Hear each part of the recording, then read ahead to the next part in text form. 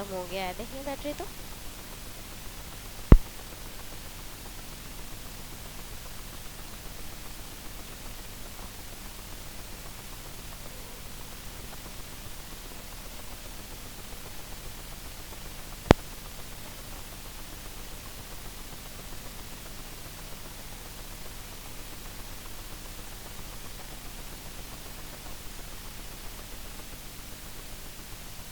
अच्छा आज ज़्यादा नहीं पढ़ाएंगे, आज थोड़ा सा ही पढ़ाएंगे, गर्मी हमको भी बहुत लग रहा है। आवाज़ भी खराब हो गया है मेरा। चलो शांत हो जाओ पहले, दे पीछे से शांत हो बेटा आप लोग, सब लोग। कल का क्लास हम लोग खत्म किए थे इंट्रोडक्शन पे, याद है सबको?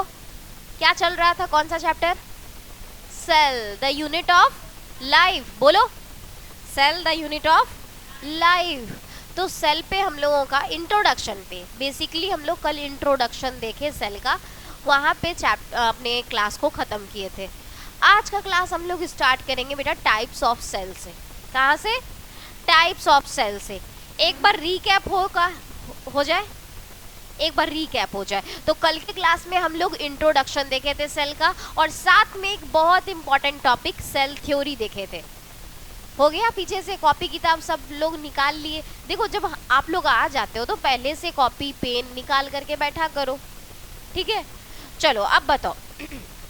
कल हम लोग क्लास में सेल थ्योरी देखे थे। सेल थ्योरी में सबसे पहले किसके द्वारा बात कहा गया? सबसे पहले थ्योरी जो है किसके द्वारा दिया गया था? हाँ, स्लाइडेन या फिर स्वान? स्लाइडेन। किसके द्वारा? स्लाइडेन के द्वारा। कब बेटा? 1838, 1838 में। अच्छा वो क्या कहे? हाँ, टाइप्स ऑफ सेल्स। वो बात किए थे कि प्लांट जो है ना वो एक तरह की कोशिका से नहीं मिलकर बना है, एक से अधिक तरह की कोशिकाओं से मिलकर बना हुआ है। क्लियर? ये बात किए कौन बेटा? स्लाइडेन साहब। फिर 1839 का समय आया, 1839, उस समय में आते हैं स्वान।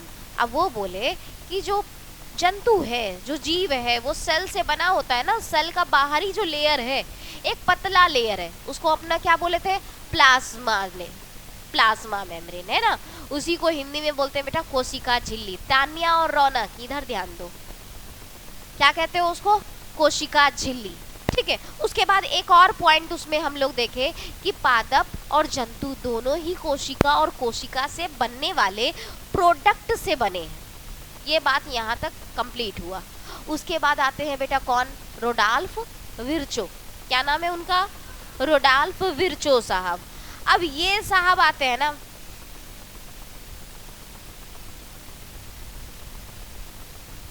आवाज खराब आ रहा है, घरघरा हुआ आवाज आ रहा है। एक तो पहले मेरा गला खराब है, ऊपर से ये माइक का फिर से सिस्टम कुछ खराब हुआ है। देखो आकर के अंशु, आवाज स्मूथ नहीं आ रहा है। दो रीजन है, एक मेरा गला भी खराब है, ये भी रीजन है, और दूसरा रीजन यहाँ माइक से भी हमको भी फील हो रहा है। हेलो हेलो, नहीं नहीं नहीं नहीं नहीं, अभी भी भजा हुआ सा आवाज है, एकदम कम पे है बउआ।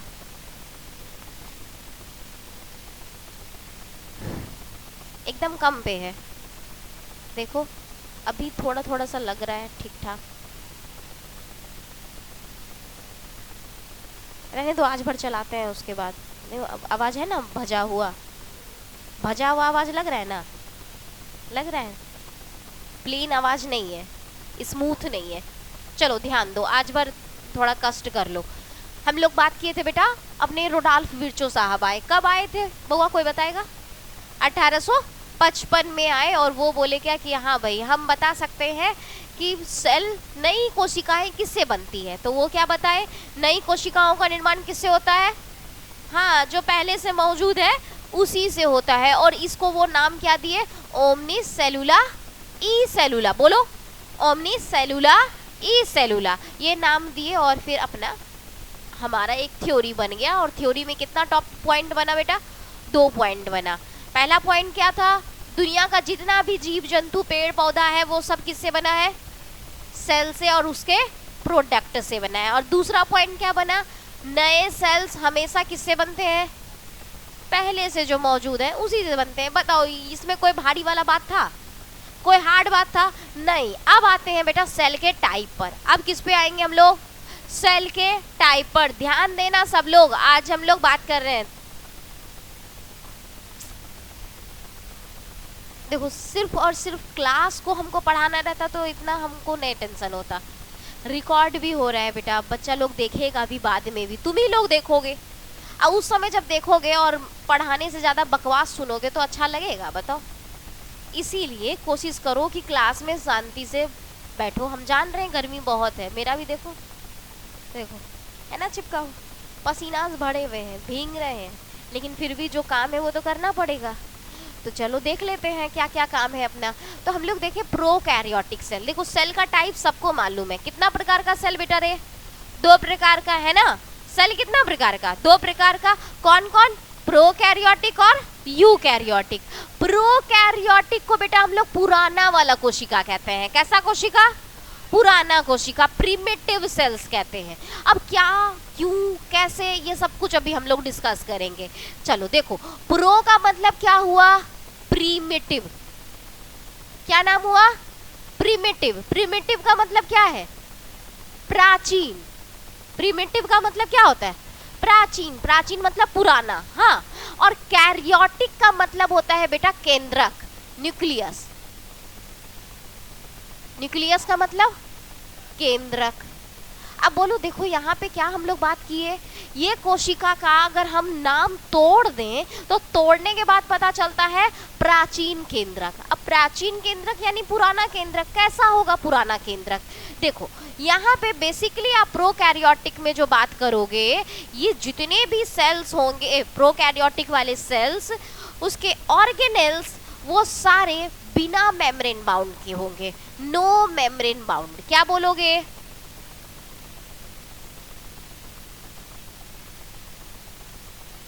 अब ये मेम्ब्रेन बाउंड क्या होता है? मेम्ब्रेन बाउंड होता है बेटा झिल्ली, है ना, ये झिल्ली। तो इसमें झिल्ली नहीं होती है, इसमें झिल्ली नहीं होती है, झिल्ली रहित है, झिल्ली नहीं होगी। इसके किसी भी अंगक में झिल्ली नहीं होगी, चाहे वो न्यूक्लियस ही क्यों ना हो, चाहे वो केंद्रक ही क्यों ना हो। अभी तक डिफरेंस तो समझ में नहीं आया होगा। मेरा बात किसको किसको समझ में आ रहा है? आ रहा है थोड़ा थोड़ा सा बात समझ में। हम लोग क्या बोले? प्रोकैरियोटिक का क्या नाम पड़ा बेटा? प्राचीन केंद्रक वाला। अब प्राचीन केंद्रक है तो इसमें क्या खासियत है? इसके पास झिल्ली नहीं है, मेम्ब्रेन नहीं है। अब बोले कैसे भाई, मेम्ब्रेन क्या, कहाँ पे मिलता है मेम्ब्रेन, कैसा होता है? इसी बात पे हम लोग डिस्कस करेंगे। देखो हम लोग पहले बनाते हैं यूकैरियोटिक सेल। देखो यूकैरियोटिक सेल में खासियत क्या है बेटा कि यूकैरियोटिक सेल के अंदर जो हमारा जेनेटिक मटेरियल है वो घिरा हुआ होता है एक झिल्ली से। इसी को कहते हैं केंद्रक झिल्ली। इसको क्या कहते हो? केंद्रक झिल्ली, या फिर कहते हो बेटा न्यूक्लियस मेम्ब्रेन। क्या नाम पड़ा? Nucleus membrane. हिंदी में क्या बोलोगे? केंद्रक झिल्ली। लेकिन यही बात अगर हम प्रोकैरियोटिक वाले के साथ करेंगे तो प्रोकैरियोटिक वाले में अपने पास जेनेटिक मटेरियल है, लेकिन इसके ऊपर से ये घिरा हुआ झिल्ली नहीं होगा। बैठो बैठो बैठो, इसमें बैठो, बैठने दो बुआ। समझ में आ रहा है? कुछ नहीं आ रहा है ना? कुछ कुछ आ रहा है? क्या आ रहा है बताओ? जो हम बताए वो समझ में आया? अरे बाबा सीधा बात बोल रहे हैं। ये जो पुराना वाला है ना, पुराना वाला, यहाँ ध्यान दो, झिल्ली झिल्ला कर रहे लोग, यहाँ ध्यान दो। ये जो पुराने वाले जितने भी सेल्स हैं हमारे प्रोकैरियोटिक वाले, उसके जितने भी ऑर्गेनेल होंगे बेटा, ऑर्गेनेल कहने का मतलब है अंगक, चाहे वो केंद्रक हो, राइबोसोम हो, जो भी हो, उसके ऊपर से इस तरह से घिरा हुआ कोई पर्दा नहीं होगा। समझ आया? ऐसे जैसे हम लोग जानते हैं ना कि हमारे केंद्रक झिल्ली से इस तरह से घिरी हुई होती है, ऐसे ढकी हुई होती है, पर ये सारा नंगा नंगा सब है, ये सब कैसा है? नंगा है, मतलब इसके ऊपर से कोई भी झिल्ली नहीं है, मेम्ब्रेन नहीं है, बस सीधा बात है। समझ आया अब? प्रोकैरियोटिक कैसा? बिना केंद्रक झिल्ली वाला। क्या बोलोगे? बिना केंद्रक झिल्ली वाला। और साथ में केंद्रक झिल्ली तो नहीं है, बाकी कोई भी दूसरे किसी ऑर्गेनेल के पास भी झिल्ली नहीं मौजूद होती है, मेम्ब्रेन नहीं होता है, किसी के पास भी मेम्ब्रेन नहीं है। इसमें गिन चुन के बेटा 2-4 गो ही अंगक है। अंगक समझते हो? अंगक समझते हो? केंद्रक सॉरी कोशिका के अंदर जो छोटे छोटे छोटे छोटे पार्ट पुर्जा होगा ना, जैसे बॉडी के अंदर छोटा छोटा पार्ट पुर्जा होता है, उसको अंग बोलते हैं, ऑर्गेन बोलते हैं ना। बोलो, लीवर क्या है? एक ऑर्गेन हुआ, एक ग्लैंड है तो ऑर्गेन है, ठीक है। इसके अलावा और भी बहुत सारा चीज है हमारे पास। उसी तरह से जब कोशिका के अंदर जो छोटे छोटे छोटे छोटे अंगों को हम अंगक कहते हैं। क्या कहते हैं? अंगक कहते हैं। ऑर्गेन नहीं कहते हैं, ऑर्गेनेल कहते हैं। क्या कहोगे? ऑर्गेनेल्स कहोगे। क्लियर? तो ऑर्गेनेल्स कहते हैं। तो यहाँ पे जितने भी ऑर्गेनेल्स हैं उसमें मेम्ब्रेन बाउंड नहीं होता है। समझ आया बात? अब कितने मेम्ब्रेन कितने होते हैं यहाँ पे, अब ये भी बात कर लेते हैं क्या क्या है इसके पास। चलो, एक प्रोकैरियोटिक सेल का सबसे पहले हम डायग्राम बना रहे हैं, तुम लोग भी मेरे साथ बनाओगे, ठीक है। लिखो, ऊपर में हेडलाइन बनाओ। जब तक नहीं बनाएंगे ना बेटा, तब तक तुम लोग के भेजा में घुसने वाला है नहीं। लिखो, structure of prokaryotic cell. Structure of prokaryotic cell. चलो मेरे साथ साथ करो। प्रोकैरियोटिक सेल,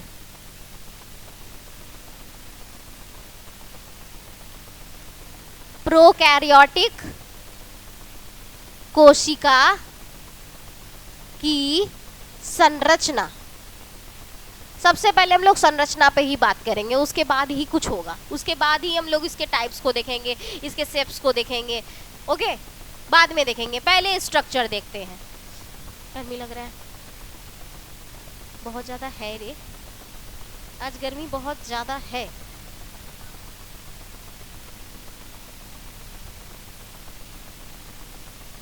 चलो बनाए, साथ में बनाओगे। देखो, एक बार तुम लोग बना चुके हो इसको, अगर याद होगा तो हम एक बार करवाए थे, याद है? मोनेरा किंगडम हम लोग स्टार्ट किए थे, चैप्टर 2 मोनेरा किंगडम। जो शुरू से पढ़ रहे हो उसको याद होगा।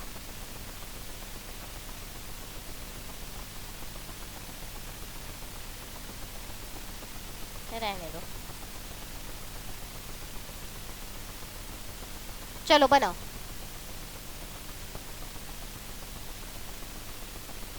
बनाओ बनाओ बनाओ मेरे साथ स्ट्रक्चर बनाओ। आज पहले स्ट्रक्चर बनाओ प्रोकैरियोटिक सेल का, उसके बाद बेटा एक एक करके सारा बात हम लोग करेंगे, ओके। देखो, ये सबसे बाहर वाला इनवलप है, ये सबसे बाहर वाला सुरक्षा कवच है, ओके। उसके बाद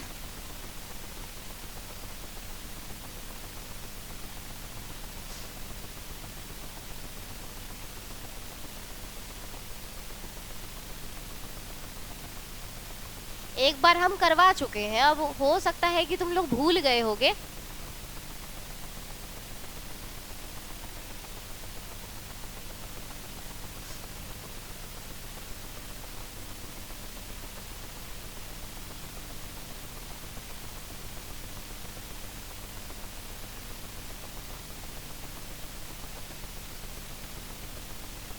चलो जल्दी से, ये 3 इनवलप है। 3 इनवलप कहने का मतलब है 3 सुरक्षा कवच है इसको बाहर से।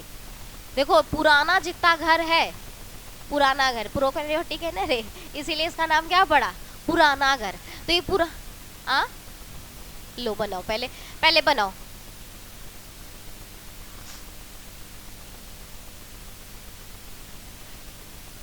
देखो,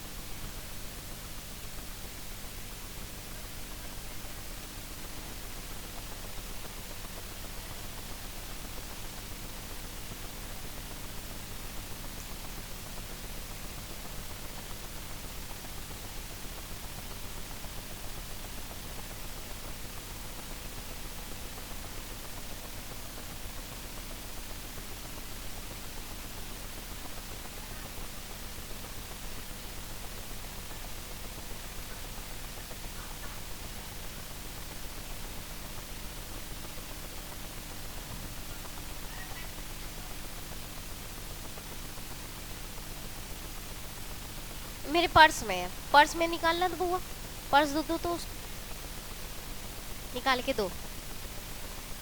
हाँ देखो ना किसी में होगा। भाई क्या, नहीं नहीं वो नहीं है, वो पोटली है।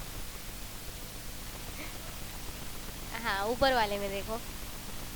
चलो बनाओ, जल्दी जल्दी से बनाओ, आज ज़्यादा नहीं पढ़ा पाएंगे क्योंकि गर्मी हमको भी लग रहा है, पसीना से बढ़ रहे हैं देखो। हम बाबू हम पूरा कोशिश कर रहे हैं। सर से पूछना तुम, हम कितना पर डे बोलते हैं। हम आज भी बोले हैं सर को कि आज हम जाएंगे, बच्चा लोग हमको पक्का बोलेगा क्योंकि आज गर्मी बेहद है ना। चलो ध्यान दो इधर, जल्दी जल्दी से देखो।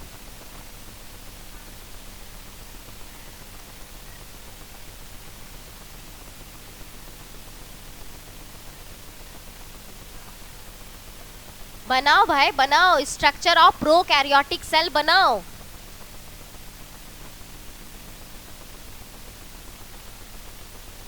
Structure of prokaryotic cell.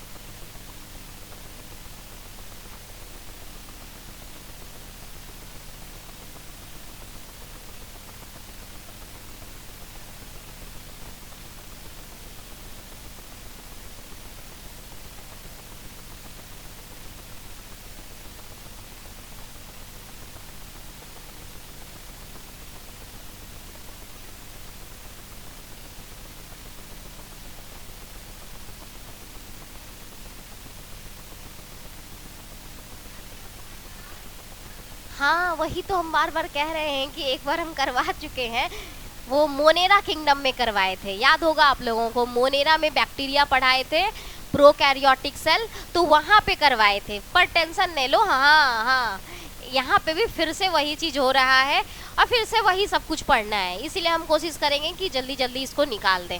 Eukaryotic हम लोग एकदम डिटेल से पढ़ेंगे, प्रोकैरियोटिक पढ़ चुके हो तुम लोग। चलो हिंदी में भी एक बार नाम हो जाए सबका, है ना।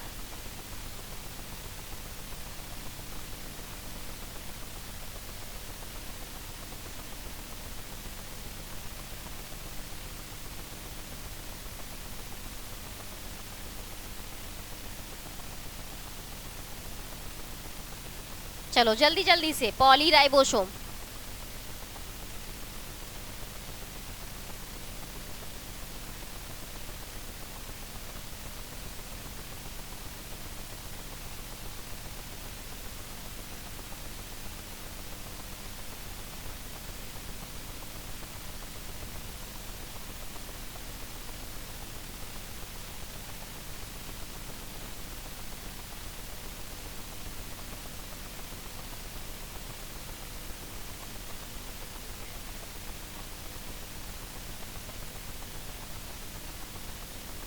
लिखो फटाफट से, ये एक बार हो चुका है बेटा।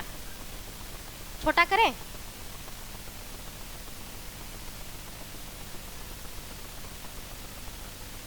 अब देखो अब दिख रहा है, दिख रहा है ना। हाँ चलो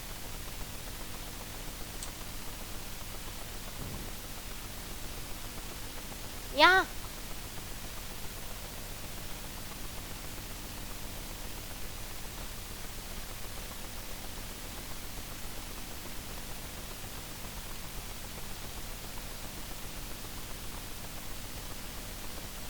अभी कुछ कुछ समझ में आ रहा है। देखो जो मोनेरा किंगडम नहीं पढ़ा होगा उसको बहुत कम कम समझ में आ रहा होगा, और जो मोनेरा पढ़ चुका है उसके लिए ये नया चीज नहीं है, ये पुराना चीज है, हम करवा चुके हैं, है ना। आप लोग मोनेरा पढ़े थे बेटा, नहीं पढ़े हो तो मोनेरा जो नहीं पढ़ा है ना उसके लिए ये नया है, प्रोकैरियोटिक सेल देखना। जो चैप्टर 2 का मोनेरा पढ़ चुका है वो पुराना है, उसके लिए उसको लग रहा होगा कि ये सब चीज तो पढ़ा हुआ है मेरा, हम सब पढ़ाए हैं। हाँ, चैप्टर 2 में देखो मोनेरा किंगडम।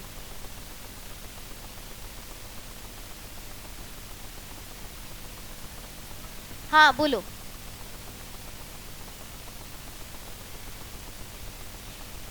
आजकल तानिया पूरा फॉर्म में रहती है रे, क्या हुआ है?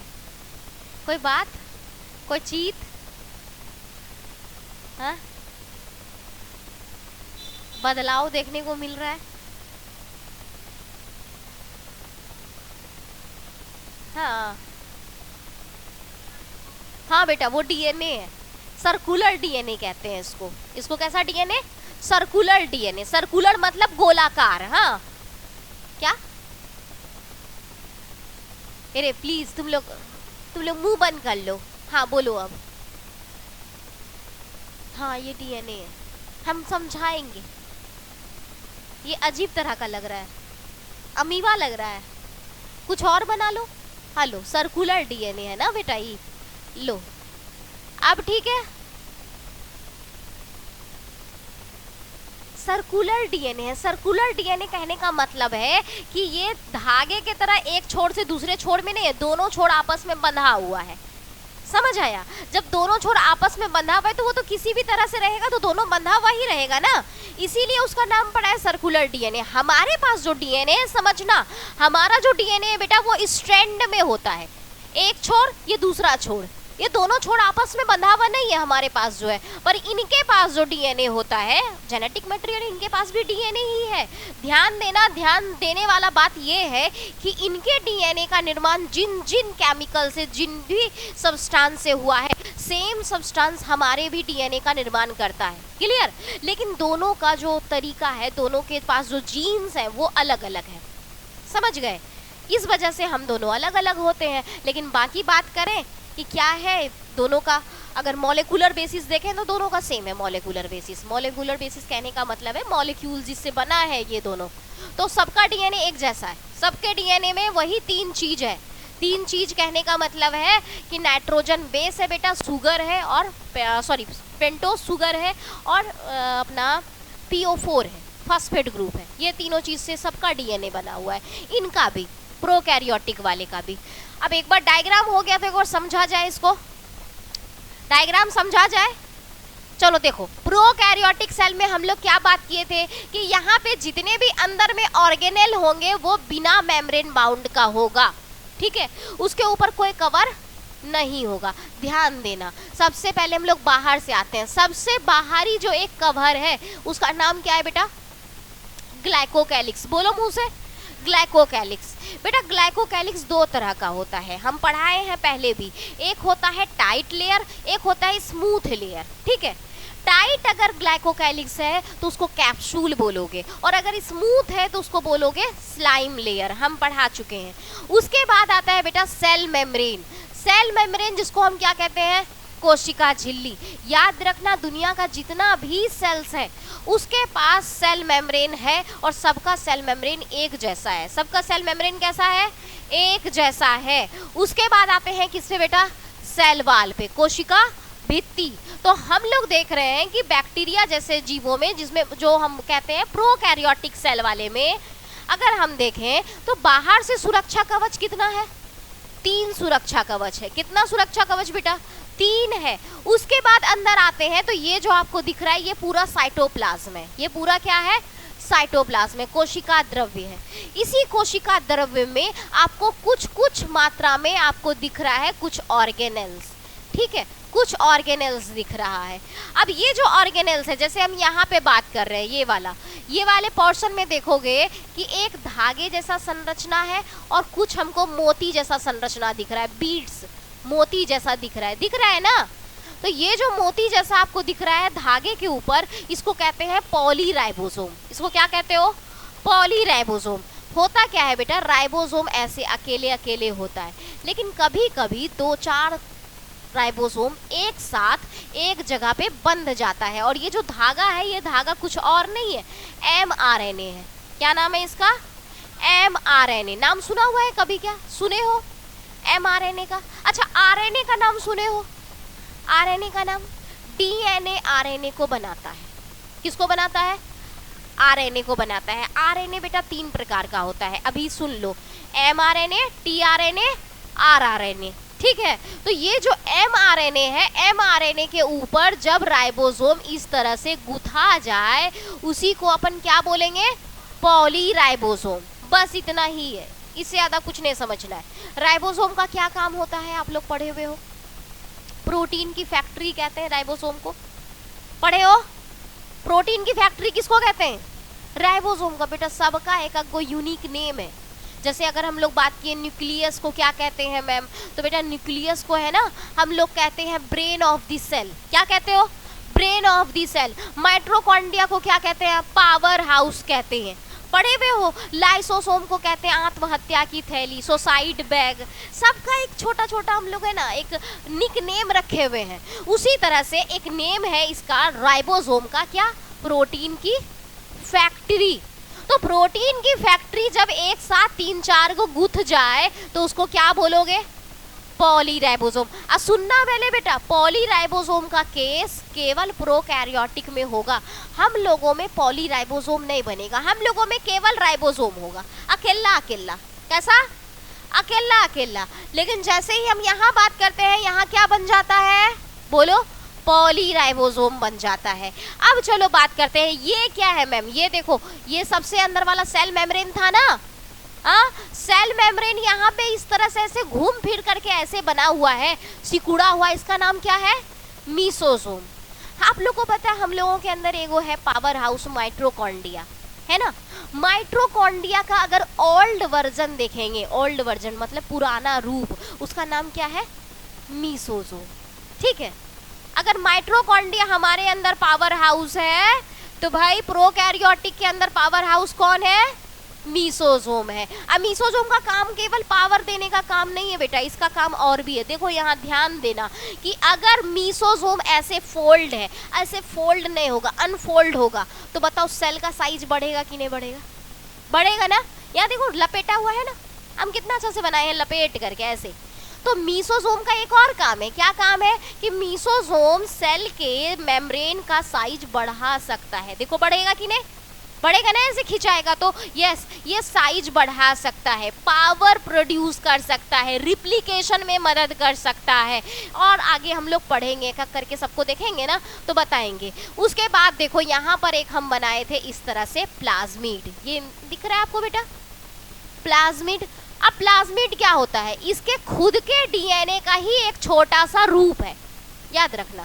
इसके पास खुद का डीएनए है, कैसा डीएनए भैया, सर्कुलर है, दोनों छोर आपस में कैसी है, बंधी हुई है। ध्यान देना बेटा, हम लोगों के पास डीएनए कैसा होता है, स्ट्रैंड के जैसा, ऐसे सीधा सीधा सीधा सीधा ऐसे। इनके पास जो डीएनए है, डीएनए का दोनों छोर आपस में क्या हो गया, बंध गया। दोनों छोर बंध जाएगा तो क्या बन जाएगा, ये सर्कुलर डीएनए। कैसा डीएनए, सर्कुलर डीएनए बन जाएगा। और इसी सर्कुलर डीएनए का एक छोटा सा हम कॉपी बना लें, उसी कॉपी को क्या कहेंगे, प्लाज्मिड। ये लोग अक्सर अपना कॉपी बना के रखता है, कॉपी बनाने का काम हम लोग भी करते हैं, हमारा डीएनए भी अपना कॉपी बनाता है, लेकिन पहले से एडवांस में बना के नहीं रखता है, जब जरूरत पड़ता है तब बनाता है। पर ये लोग है ना एडवांस में बना के रखता है, और एडवांस में जो बना के रखता है उसका नाम क्या है बेटा, प्लाज्मिड है। अब सुनो, इसका जो प्लाज्मिड है ना, इसका एक खासियत है, ये कॉपी तो है लेकिन ये सेल्फ रिप्लिकेट कर सकता है, खुद से अपना काम खुद से कर लेगा। बना इससे है ना, बाप ये है, बच्चा ये है, लेकिन अब ये बच्चा बनने के बाद बाप से कोई संपर्क नहीं, अपना काम अपने से कर लेगा, अपने से रिप्लिकेशन और बढ़ा लेगा। जैसे मान लो कि यहाँ पे एक कॉपी बाप बना के दिया ना, अब ये सोच रहा है नहीं हम 4 कॉपी अपना बना ले, तो ये 4 कॉपी बना लेगा बिना बाप से पूछे। समझ आया? तो इसमें होता है क्षमता सेल्फ रिप्लिकेशन का, पर हमारे डीएनए में ऐसा क्षमता नहीं है, ठीक है।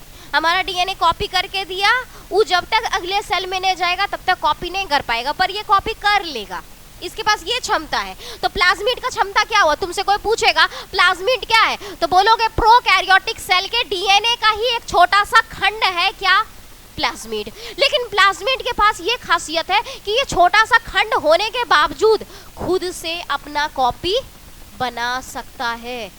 ये अब इस पे मेन डीएनए पर डिपेंड नहीं है। आया बात समझ में? यही है अंतर। अब इतना पूरे डायग्राम में आप लोग को कहाँ पे लग रहा है कि क्या समझ में नहीं आ रहा है, ये बताओ।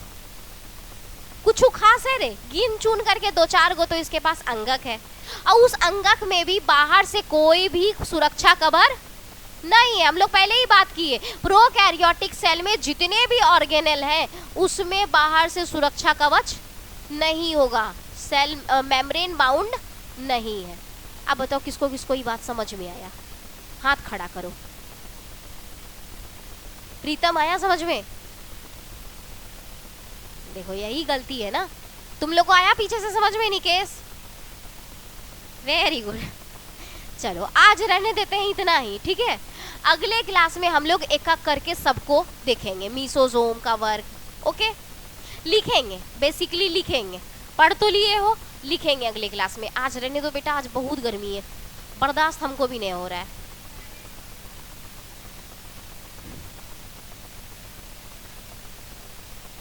यहाँ पे लगवाएंगे, ठीक है।